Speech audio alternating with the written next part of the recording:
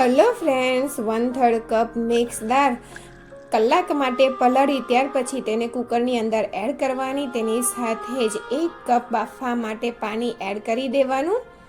અને જો રેસીપી ગમે, બધાના ઘરે બનતી જ હોય છે, પણ મારા ઘરે આ રીતે બને છે તો હું તેની રેસીપી તમારી સાથે શેર કરું છું. તો એક ટામેટાને આ રીતે ટુકડા કરી એડ કરી દેવાના.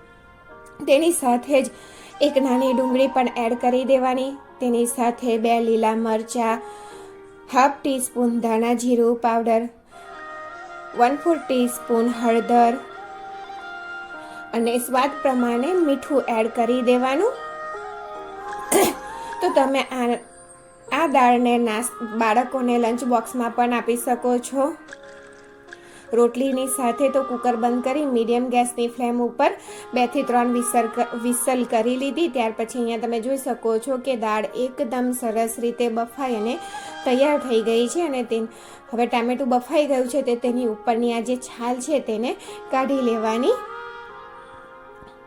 ત્યાર પછી દાળ ચેક કરી લીધી તો તે એકદમ સરસ રીતે બફાઈ ગઈ છે.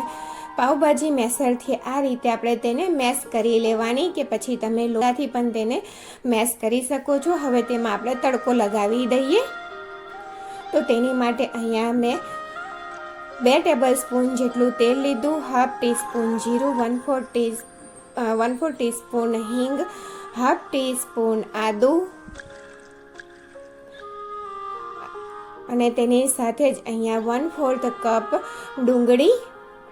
અહીંયા તમારે લસણ એડ કરવું હોય તો તમે લસણ પણ એડ કરી શકો છો. અને રેસીપી ગમે, મિક્સ દાળની રેસીપી કે દાળની રેસીપી, તો ચેનલને લાઇક, શેર અને સબસ્ક્રાઈબ જરૂરથી કરજો. 1 ટીસ્પૂન લાલ કાશ્મીરી મરચું,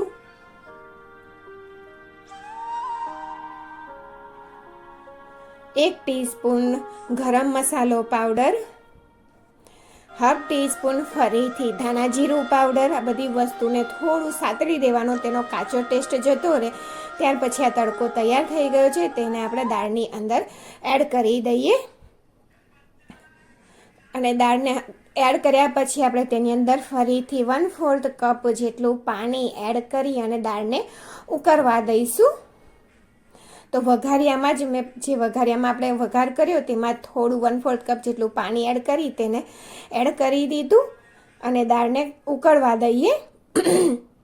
અને ફરીથી જો તમને રેસીપી ગમે ને તો ચેનલને લાઇક, શેર અને સબસ્ક્રાઈબ જરૂરથી કરજો. વ્યૂ ઘણા જ ઓછા આવે છે, જેથી તમારા સપોર્ટની ખૂબ જ જરૂર છે.